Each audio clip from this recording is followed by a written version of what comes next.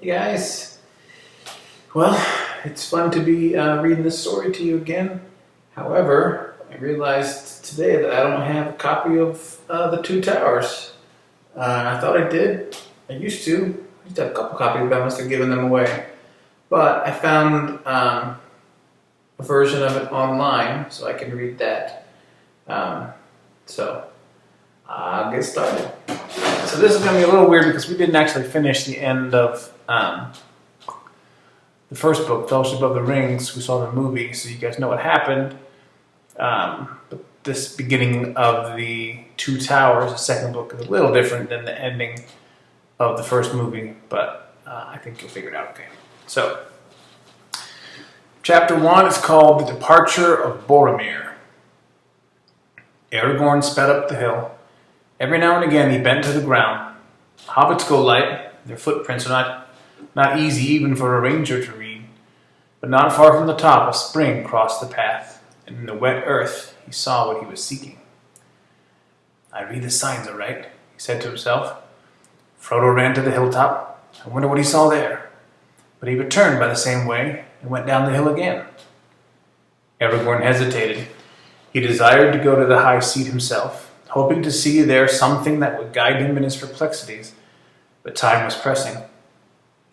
Suddenly he leaped forward and ran to the summit, across the great flagstones and up the steps. Then, sitting in the high seat, he looked out, but the sun seemed darkened, and the world dim and remote. He turned back from the north, back again, and saw nothing save the distant hills. Unless it were that far away, he could see again a great bird like an eagle in the air, descending slowly in wide circles down toward the earth. Even as he gazed, his quick ears caught sounds in the woodlands below, on the west side of the river. He stiffened. There were cries, and among them, to his horror, he could distinguish the harsh voices of orcs. Then suddenly, with a deep-throated call, a great horn blew, and the blasts of it smote the hills and echoed in the hollows, rising in a mighty shout above the roaring of the falls. Okay, so in the book, Aragorn doesn't really know what happened to Frodo. He didn't have that conversation that he has in the movie. So, the horn of Boromir, Aragorn cried. He is in need. He sprang down the steps and away, leaping down the path. Alas, an ill fate is on me this day, and all that I do goes amiss. Where is Sam? As Aragorn ran, the cries came louder, but fainter now, and desperately the horn was blowing. Fierce and shrill rose the yells of the orcs, and suddenly the horn calls ceased. Aragorn raced down the last slope, but before he could reach the hill's foot, the sounds died away. And as he turned to the left and ran toward them, they retreated, until at last he could hear them no more. Drawing his bright sword and crying, Elendil! Elendil! He crashed through the trees. A mile, maybe, from Parth Galen, in a little glade not far from the lake, he found Boromir. He was sitting with his back to a great tree, as if he was resting. But Aragorn saw that he was pierced with many black feathered arrows. His sword was still in his hand, but it was broken near the hilt. His horn, cloven in two, was at his side. Many orcs lay slain, piled all about him at his feet. Aragorn knelt beside him. Boromir opened his eyes and strove to speak. At last, slow words came. I tried to take the ring from Frodo, he said. I am sorry. I have paid. His glance strayed to his fallen enemies. 20 at least lay there. They have gone. The halflings. The orcs have taken them. I think they are not dead. Orcs bound them. Paused. His eyes closed wearily. After a moment he spoke again. Farewell, Aragorn. Go to Minas Tirith and save my people. I have failed. No, said Aragorn, taking his hand and kissing his brow. You have conquered. Few have gained such a victory. Be at peace. Minas Tirith shall not fall. Boromir smiled. Which way did they go? Was Frodo there? Said Aragorn. But Boromir did not speak again. Alas, said Aragorn, thus passes the heir of Denethor, the lord of the Tower Guard. This is a bitter end. Now the company is all in ruin. It is I that have failed. Vain was Gandalf's trust in me. What shall I do now? Boromir has laid it on me to go to Minas Tirith, and my heart desires it. But where are the ring and the bearer? How shall I find them and save the quest from disaster? He knelt for a while, bent with weeping, still clasping Boromir's hand. So it was that Legolas and Gimli found him. They came from the western slopes of the hill, silently, creeping through the trees as if they were hunting. Gimli had his axe in his hand, and Legolas his long knife. All his arrows were spent. When they came into the glade, they halted in amazement. Then they stood a moment with heads bowed in grief, for it seemed to them plain what had happened. Alas, said Legolas, coming to Aragorn's side, we have hunted and slain many orcs in the woods, but we should have been more of use here. We came when we heard the horn, but too late it seems. I fear you have taken deadly hurt. Boromir is dead, said Aragorn. I am unscathed, for I was not here with him. He fell defending the hobbits, while I was away upon the hill. The hobbits, cried Gimli. Where are they then? Where is Frodo? I do not know, answered Aragorn wearily. Before he died, Boromir told me that the orcs had bound them. He did not think they were dead. I sent him to follow Merry and Pippin, but I did not ask if Frodo or Sam were with him, not until it was too late. All that I have done today has gone amiss. What is to be done now? First we must tend the fallen, said Legolas. We cannot leave him lying like carrion among these foul orcs. But we must be swift, said Gimli. He would not wish us to linger. We must follow the orcs, if there is hope that any of our company are living prisoners. But we do not know whether the ring-bearer is with them or not, said Aragorn. Are we to abandon him? Must we not seek him first? An evil choice is now before us. Then let us first do what we must do, said Legolas. We had not the time or the tools to bury our comrade fitly, or to raise a mound over him. A cairn we might build. The labour will be long and hard. There are no stones that we could use nearer than the waterside, said Gimli. Then let us lay him in a boat with his weapons, the weapons of his vanquished foes, said Aragorn. We will send him to the falls of Rauros and give him to Anduin. The river of Gondor will take care at least that no evil creature dishonors his bones. Quickly they searched the bodies of the orcs, gathering their swords and cloven helms and shields into a heap. See, cried Aragorn, here we find tokens. He picked out from the pile of grim weapons 2 knives. Leaf-bladed, damasked in gold and red. And searching further, he found also the sheaths, black, set with small red gems. No orc tools these, he said. They were worn by the hobbits. Doubtless the orcs despoiled them, but feared to keep the knives, knowing them for what they are, work of westerness, wound about with spells for the bane of Mordor. Well, now, if they still live, our friends are weaponless. I will take these things, hoping against hope, to give them back. And I, said Legolas, will take all the arrows that I can find, for my quiver is empty. He searched in the pile on the ground about and found not a few that were undamaged, and longer in the shaft than such arrows as the orcs were accustomed to use. He looked at them closely. And Aragorn looked at the slain, and he said, Here lie many that are not folk of Mordor. Some are from the north, from the misty mountains, if I know anything of orcs and their kinds. And here are others strange to me. Their gear is not after the manner of orcs at all. There were 4 goblin soldiers of greater stature, swart, slant-eyed, with thick legs and large hands.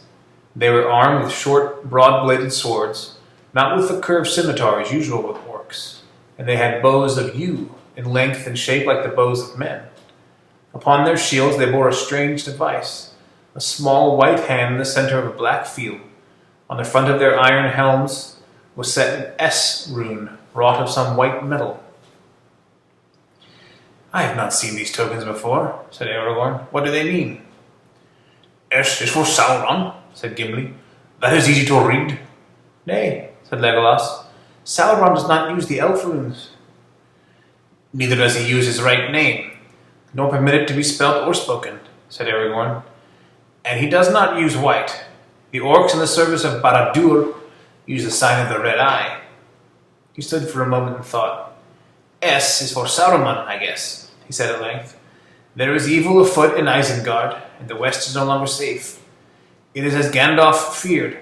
By some means the traitor Saruman has had news of our journey. It is likely, too, that he knows of Gandalf's fall. Pursuers from Moria may have escaped the vigilance of Lorien, or they may have avoided that land and come to Isengard by other paths. Orcs travel fast. But Saruman has many ways of learning news. Do you remember the birds? Well, we have no time to ponder riddles, said Gimli. Let us bear Boromir away. But after that, we must guess the riddles, if we are to choose our course rightly, answered Aragorn. Maybe there is no right choice, said Gimli. Taking his axe, the dwarf now cut several branches. These they lashed together with bowstrings and spread their cloaks upon the frame. Upon this rough bier they carried the body of their companion to the shore, together with such trophies of his last battle as they chose to send forth with him. It was only a short way, yet they found it no easy task, for Boromir was a man both tall and strong. At the waterside, Aragorn remained, watching the bier, while Legolas and Gimli hastened back on foot to Parth Galen. It was a mile or more, and it was some time before they came back, paddling 2 boats swiftly along the shore. There is a strange tale to tell, said Legolas. There are only 2 boats upon the bank. We found no trace of the other. Have orcs been there? Asked Aragorn. We saw no signs of them, answered Gimli. And orcs would have taken or destroyed all the boats, and the baggage as well. I will look at the ground when we come there, said Aragorn. Now they laid Boromir in the middle of the boat that was to bear him away. The grey hood and elven cloak they folded and placed beneath his head. They combed his long dark hair and arrayed it upon his shoulders. The golden belt of Lorien gleamed about his waist. His helm they set beside him. And across his lap they laid the cloven horn and the hilts and shards of his sword. Beneath his feet they put the swords of his enemies. Then, fastening the prow to the stern of the other boat, they drew him out into the water. They rowed sadly along the shore. Turning into the swift-running channel, they passed the green sward of Parth Galen. The steep sides of Tol Brandir were glowing. It was now mid-afternoon. As they went south, the fume of Rauros rose and shimmered before them, a haze of gold. The rush and thunder of the falls shook the windless air. Sorrowfully they cast loose the funeral boat. There Boromir lay, restful, peaceful, gliding upon the bosom of the flowing water. The stream took him, while they held their own boat with their paddles. He floated by them, and slowly his boat departed, waning to a dark spot against the golden light. And then suddenly it vanished. Rauros roared on, unchanging. The river had taken Boromir, son of Denethor, and he was not seen again in Minas Tirith, standing as he used to stand upon the white tower in the morning. But in Gondor, and after days it was long said that the elven boat rolled the falls in the foaming pool, and bore him down through Osgiliath, and past the many mouths of Anduin, out into the great sea at night under the stars. Let's see how we're doing here. A couple more minutes. For a while the 3 companions remained silent, gazing after him. Then Aragorn spoke. They will look for him at the White Tower, he said, but he will not return from the mountain or from the sea. Then slowly he began to sing. Through Rohan, over the fen field where the long grass grows, the west wind comes walking, and about its walls it goes. What news from the west, O wandering wind, do you bring to me tonight? Have you seen Boromir the Tall by moon or by starlight? I saw him ride over 7 streams, over waters wide and grey. I saw him walk in empty lands until he passed away. Into the shadows of the north, I saw him then no more. The north wind may have heard the horn of the son of Denethor. O Boromir, from the high walls westward I looked afar, but you came not from the empty lands where no men are. Then Legolas sang, From the mouths of the sea to the south wind flies, from the sand hills and the stones. The wailing of the gulls it bears, and at the gate it moans. What news from the south, O sighing wind, do you bring to me at eve? Where now is Boromir the fair? He tarries, and I grieve. Ask not of me where he doth dwell, so many bones there lie, on the white shores and the dark shores, under the stormy sky. So many have passed down to Anduin to find the flowing sea. Ask of the north wind news of them the north wind sends to me. O Boromir, beyond the gate the seaward roads run south, but you came not with the wailing gulls from the grey sea's mouth. Then Aragorn sang again. From the gate of kings the north wind rides, and past the roaring falls, and clear and cold about the tower its loud horn calls. What news from the north, O mighty wind, do you bring to me today? What news of Boromir the bold, for he is long away? Beneath Amon Hen I heard his cry, there many foes he fought. His cloven shield, his broken sword, they to the water brought.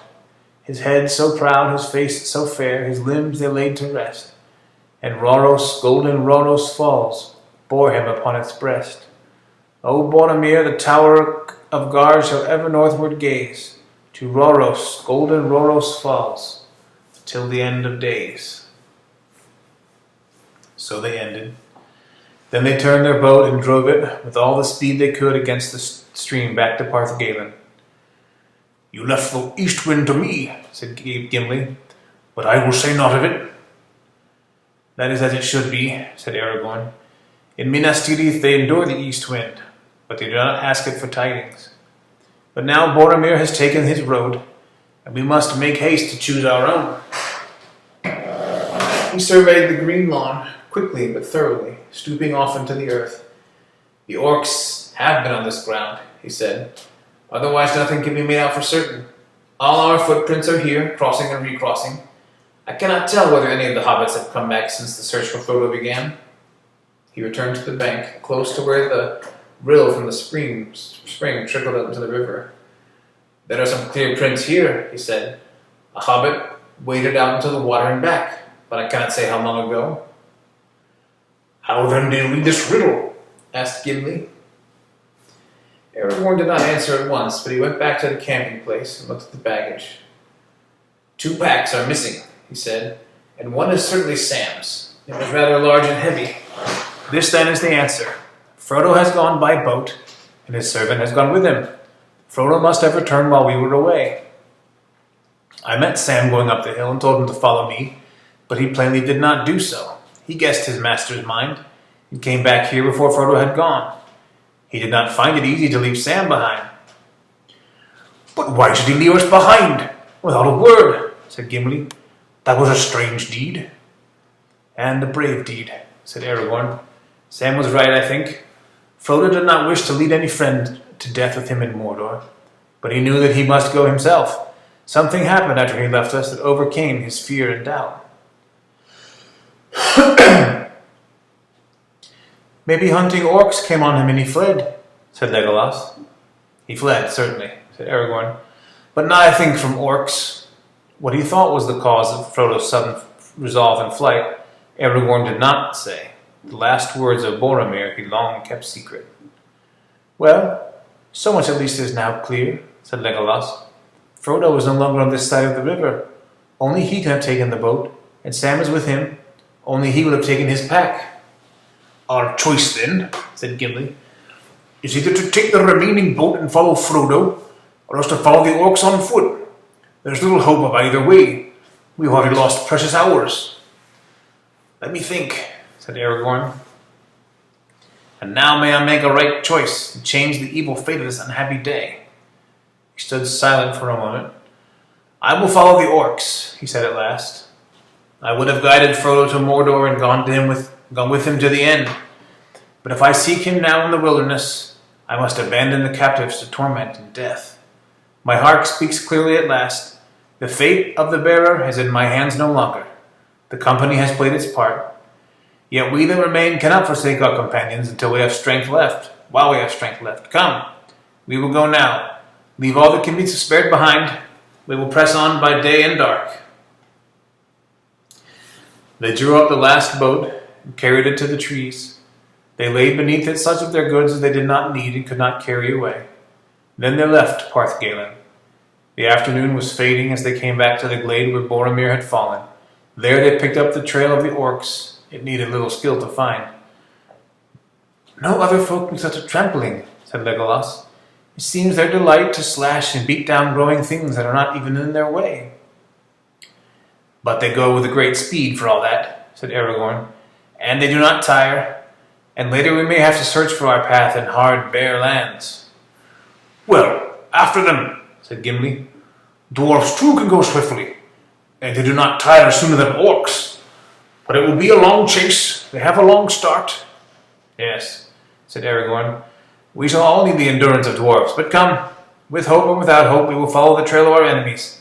And woe to them if we prove the swifter. We will make such a chase as shall be accounted a marvel among the three kindreds, elves, dwarves, and men. Forth the three hunters!" Like a deer he sprang away. Through the trees he sped. On and on he led them, tireless and swift, now that his mind was at last made up. The woods about the lake they left behind. Long slopes they climbed, dark, hard-edged against the sky already red with sunset. Dusk came. They passed away, gray shadows in a stony land. That's the end of the chapter. Love you, boys.